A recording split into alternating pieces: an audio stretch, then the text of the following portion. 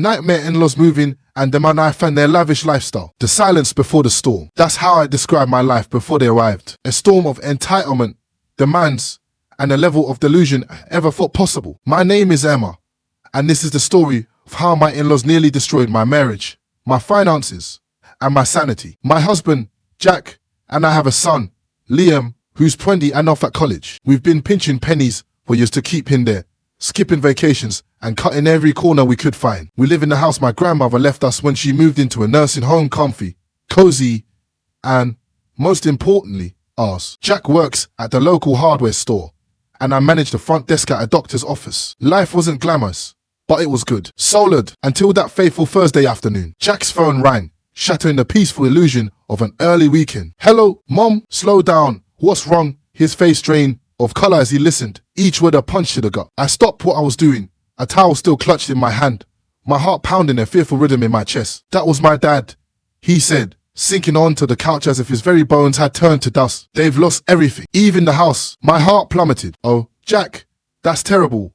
What are they planning to do? He looked up at me, his eyes filled with a dread that mirrored my own. They want to come stay with us. Just for a bit, they said, till they sort something out. I hesitated, the weight of our already tight budget pressing down on me. The thought of his parents in our modest home, with their extravagant tastes and their expectations, made me shudder. And what did you tell them? Told them I'd talk to you first. It's your house, Emma. He looked unbelievably uneasy. Jack's parents were high flyers, used to the good life. You know how they are, Jack. I knew exactly how they were. Demanding, critical, and completely oblivious to the realities of everyday life. This house, I know, he said, his voice pleading. But they're my folks, and they're stuck. A wave of guilt washed over me. All right, they can, but it's temporary, Jack, just until they're back on their feet. He snatched up his phone, relief flooding his features. Mom, Emma and I talked it over. You can crash here for a bit. I could hear the tension lacing his words. We're not running a hotel. He hung up, exhaling a long, shaky breath. They're thankful. They'll be here next week. That next week stretched into a month of simmering resentment and rising tension. The day they moved in felt like a full-blown invasion. Jack was out there directing traffic like some frantic parking lot attendant,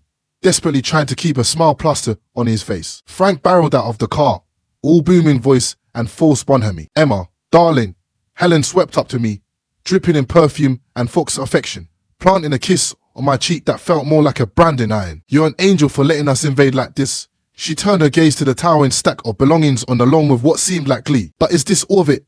This is just the essentials. Of course, the rest is in storage. Frank supplied proudly. Essentials? I bit back a sharp retort. If these were the essentials, what in the world could be in storage? Jack caught my eye, and I could see the dawning horror reflected in his own. Let's get this stuff inside then. Frank and Helen directed the movers with an air of imperious authority, as if they were moving into a palace, not our modest little home. The movers shuffled past, hauling in armchairs, countless boxes, and would you believe it, a grandfather clock. Who needs a grandfather clock in their temporary home? They pointed at various spots around our living room, which was rapidly disappearing under a sea of their belongings. Jack, this is crazy, I hissed, my voice barely a whisper. They brought enough to furnish a whole house. Where are we going to put all this? Jack rubbed his temples, a weary expression on his face. I know, I'll talk to them. Let's just get through today. But today stretched into weeks, and the situation only spiraled further out of control. Our once cozy living room transformed into a suffocating storage unit, every corner filled, every space taken over by their possessions. Dinner that night was a chaotic affair. We could barely find a table under all the clutter. You really should try this wine, Frank said, popping open a bottle of something French and, undoubtedly, more expensive than our entire grocery budget for the week. We're so grateful to you both. Yeah, about that. Jack started, clearing his throat nervously. We need to talk about some ground rules. Oh, don't worry about it. Frank waved him off dismissively. We'll manage just fine, won't we, dear? He smiled at Helen, his eyes twinkling with what I could only describe as malicious enthusiasm. Manage just fine. The fancy ornaments were already crowding out our simple decorations. I wasn't so sure about that. Living with Frank and Helen was like walking on eggshells, every word, every action carefully measured. Just when I thought we'd settled into some semblance of routine, the kitchen became the new battleground. It was a Tuesday evening, and I was fixing dinner.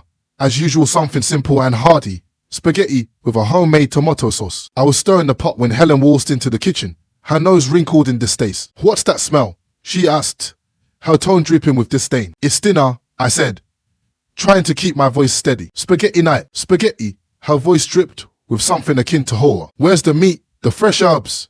This is what you feed us. Jack, hearing the commotion, wondered in. What's the problem? The problem, Helen declared, is that we're expected to eat this. I took a deep breath, fighting to keep my anger in check. It's what we usually eat. We can't afford steaks and fancy meals every night. Mom, this is Emma's house, and this is what we eat, Jack said, his voice firm but pleading. If you want something else, you're welcome to cook for yourself. Oh, we will, Helen retorted, her eyes flashing with defiance. We're not used to living like this. Look, I snapped, finally reaching a breaking point. I'm sorry you're used to different, but this is what we can manage. Our budget doesn't stretch to luxuries. Then perhaps you need to reevaluate your budget, young lady.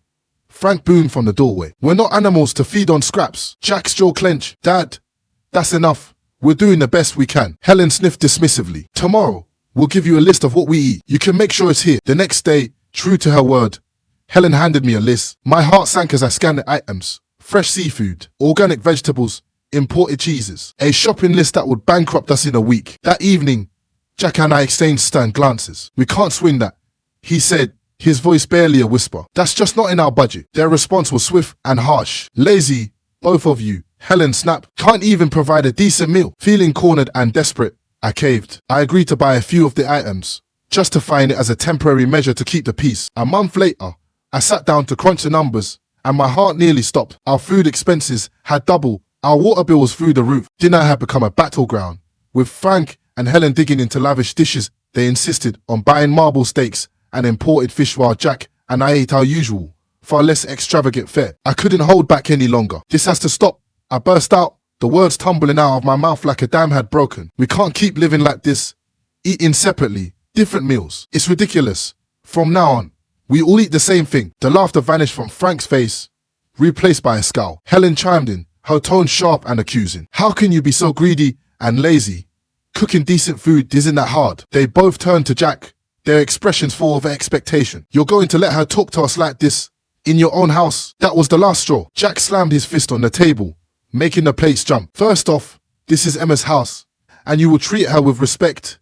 The impact of his words hung in the air, thick with tension. Secondly, we're bending over backwards to help you, and all you do is complain and criticize. Helen's eyes filled with tears. I never expected you to raise your voice at me. Your own mother. Frank exploded, pushing back from the table. Look at you. Is this what you've become? A doormat for your wife? I stood my ground, though my heart was pounding. Enough, I shouted back. This conversation is over. From today on, we all eat the same thing. Take it or leave it. Frank and Helen pushed back from the table and stormed out of the room, muttering about ingratitude and disrespect. Jack and I sat back down, the silence hanging heavy between us. He reached for my hand, squeezing it tight. I'm sorry it had to come to this, he said, his voice full of remorse. I am too, I replied, but it's the right thing. We can't live like this anymore. After the blow-up at dinner, things cooled down, but only on the surface. Frank and Helen were quieter, more subdued, but I had a feeling they weren't going to take the new house rules lying down. Resentment simmered just below the surface, and you could cut the tension in the house with a knife. I was washing dishes one evening. Jack had just come in from the yard, and I was about to ask him about his day when a loud crash on the living room sent us both running. We found Frank standing over a broken vase, one of the few decorations I genuinely cared about. What happened here? Jack asked, trying to keep his voice level. Accidents happen. Frank shrugged, his tone anything but apologetic. Jack bent down to pick up the pieces, and I couldn't help but say, his face was from my grandmother. It's been here longer than I have. Helen scoffed from the doorway. It's just a vase. You can get another one. That's not the point. Helen, I snapped, feeling my frustration reach a boiling point. The point is respect. You want to talk about respect? Frank shot back. What about respecting us? Treating us like second-class citizens in this house? Jack stood up, facing his father. We invited you here. We're giving you a roof over your head. Remember that? He shouted back. It doesn't feel like goodwill. Ellen chimed in, her words sharp and venomous. It feels like we're unwelcome. Every day felt like walking on a tightrope with Frank and Helen in our house. But the worst was yet to come. We were sitting around the dinner table, the same table that had witnessed countless arguments, when Helen dropped a bombshell. Jack, darling, I found this lovely coat today, and I think we should buy it using the college fund you set up for Liam. I choked on my water, spluttering and gasping for air. What did you just say? I managed, my voice a mix of disbelief and rising anger. Helen smiled sweetly, clearly mistaking my shock for compliance. Liam can always take out loans for college. I really need a new coat. Mom, that's out of the question, Jack said, his voice filled with fury. Quietly seated beside me, he slammed his fork down. That money is for our son's education. We're not using it for anything else. Helen's face twisted into a scowl. How can you deny your own mother a simple request? It's not simple. Jack exploded, his voice raised to a shout. It's our son's future. You're both being unreasonable and cruel. Frank thundered, his face turning red with rage. We're your family. Maybe the local press would be interested to know how you treat your family. Helen threatened, her eyes gleaming with malice. Would they like to know how you prioritize a cult over your own son's education? Or how you force your parents to live in squalor? Enough, I shouted back, slamming my hands on the table and standing up. You two need to find another place to live. This isn't working. You're destroying our lives. The dinner ended with them storming out of the room, leaving a trail of shattered trust and simmering resentment in their wake. Once the house was quiet, I retreated to the bedroom and dialed my grandmother. Grandma, it's Emma, I said, my voice thick with emotion. What's wrong, sweetheart? Her voice was immediately alert, filled with concern. I poured out the whole story, the impossible situation with Helen and Frank, their demands, their entitlement, their attempt to steal Liam's college fund. When I finished, there was a long pause. Then, decisively, my grandmother said, I'll come stay with you for a couple of months. Are you sure? Grandma, what about the nursing home? I'm sure, she said firmly. It sounds like you need me there, and I'm not one to sit by when my family is in trouble. When Grandma arrived, it was like a gust of fresh air swept through the house. Frank and Helen were visibly put off by her sudden presence. I'll be staying on the ground floor, Grandma declared firmly the moment she rolled through the door, her suitcase following behind her like a loyal companion. I expect some things will need to be moved. Frank tried to mask his irritation with a forced smile. Of course, we'll make you comfortable. I couldn't help but feel a surge of relief. Finally, someone was putting them in their place. As soon as the movers finished rearranging the furniture to make room for Grandma, she called a family meeting in the living room. I've heard quite a bit from Emma about what's been going on here, and I'm not pleased, she began, cutting through any pretense of pleasantries. I'm not done trying to get you to be responsible with your spending. This house is still mine. Technically, she added, the blood raining from Helen's face. Do you want us to pay rent? Frank asked with a scowl. Yes, I do, Grandma stated flatly. That's outrageous, Frank exclaimed, standing up from his chair. We can't afford that. Grandma's voice remained steely. But we're family, Helen tried, her voice laced with injured innocence. Family doesn't exploit each other, Grandma retorted. Since you've been enjoying a lifestyle beyond your means or on my granddaughter's dime, I think it's only fair. Frank and Helen were at a loss for words, their usual bluster replaced by stern silence. And one more thing, Grandma continued, her voice hardening. If you think the rent is too high, you're welcome to find somewhere else to live. She paused, her eyes locking on Helen's. Or, if you decide to stay, you'll provide me with daily assistance. I need help getting around, meals prepared, and someone to ensure I'm taken care of. Helen's mouth opened and closed like a fish out of water. Her earlier bravado completely evaporated. Frank, who had always prided himself on his independence, looked like he'd been punched in the gut. Think it over, Grandma finished, her voice softening just a tad. I'll need your answer by tomorrow morning. She turned to Jack and me, a hint of a smile playing on her lips. Don't you worry, kids, we'll sort this mess out. The morning after Grandma laid down her new house rules, I walked into the kitchen to find Frank and Helen packing their things. We've decided to move out, Frank announced, his voice subdued. We found a small apartment. We'll take our things and go. It's for the best, Helen muttered, almost to herself, but loud enough for me to hear. The rest of the morning was a blur of activity, with boxes and furniture being moved out the door. Jack helped them load the car, more out of a sense of duty than anything else. By the afternoon, the house was quiet, the echo of their departure hanging in the air. Well, that's that, then, Jack said, sinking onto the couch with a sigh of relief. They'll be all right, you know, Grandma said gently. Sometimes, a little hardship is needed to bring people back to earth. We found out later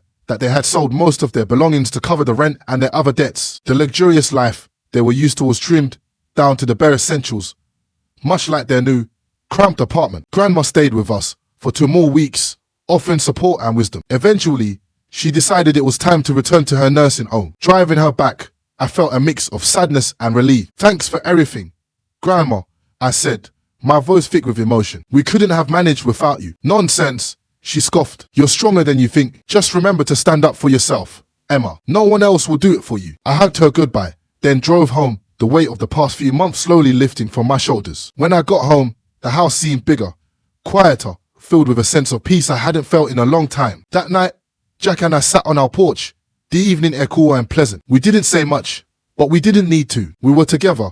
We had survived, and our home was finally our own again. We made it through without anyone else's approval. So, Reddit, that's my story. Tell me what you think. Did I handle this situation the right way? Was I too harsh? or not harsh enough? Should I have let them continue to take advantage of us? Or was I justified in putting my foot down? I'm genuinely curious to hear your perspectives and opinions on everything that transpired. So please share your thoughts.